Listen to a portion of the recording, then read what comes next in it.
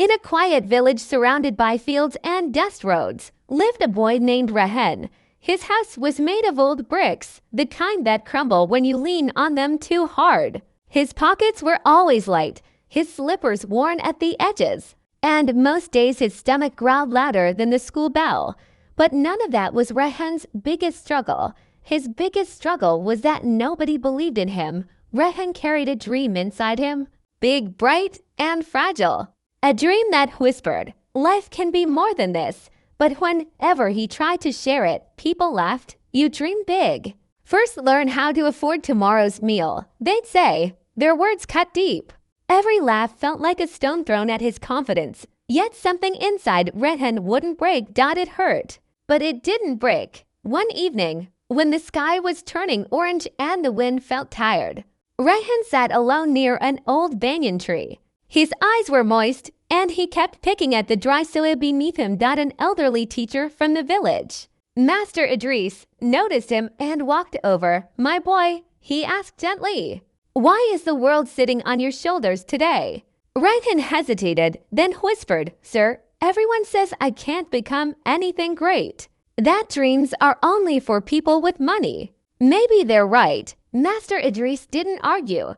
He simply took out a small scratched piece of glass, almost like a broken fragment of a mirror, and placed it in Rehen's hand. "Look," he said. Rehen stared. "Sir, I only see myself." "Look again," Idris said softly. "Do you see the tiredness in your eyes?" Rehen nodded. Double quotes now looked deeper. "Behind the tiredness, do you feel something burning?" Rehen frowned, then slowly nodded again. There was something, a spark, a fire he didn't know how to name. "That," Idris said, touching his shoulder, "is belief. Most people lose it before they even start. Life will cover your heart with doubts, just like dust covers this mirror. People will try to convince you that you're smaller than your dream. But if you wipe the dust every day with your actions, that fire will guide you through nights darker than you can imagine." Rehen looked at the broken piece of glass with new eyes. It wasn't just a mirror. It was a reminder. That night, something changed, not outside him, but inside. He didn't suddenly become strong or fearless. He simply decided not to quit. From the very next day, Rehen made a promise to himself. He studied harder than before, even when the electricity went out and he had to sit by a candle. After school, he worked at a small snack stall washing plates. On Sundays, he helped a carpenter to learn basic skills.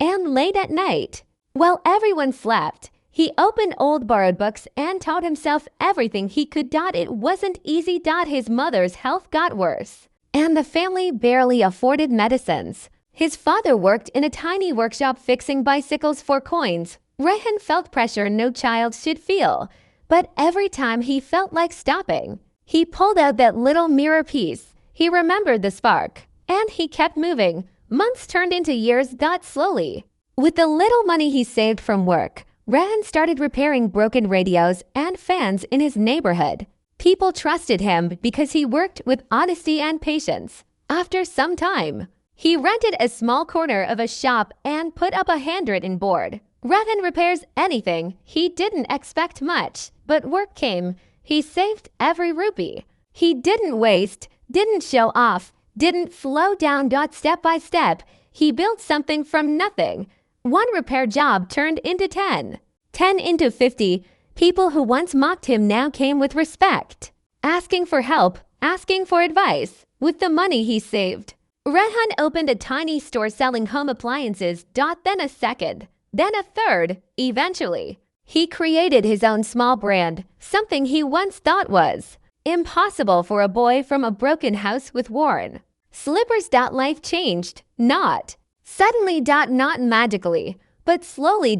Patiently. Just like he had changed himself. His mother received proper treatment. His father retired early and finally rested. And Rehen finally understood the truth Master Idris had tried to show him years ago. One afternoon, the old teacher came to visit his shop. Rehen welcomed him warmly, offering tea and a seat. Idris looked around, proud but calm. "You see, my child," he said, The world will always tell you to think small when your pockets are empty. But the world forgets. Dreams don't grow in pockets. Dreams grow in hearts. And you kept yours alive. Rehan smiled, holding the old mirror piece in his hand. I just followed the fire you made me. See, he whispered. And maybe that's the part we all forget. We wait for someone to believe in us. But sometimes the belief we're searching for is already inside. We just haven't looked deep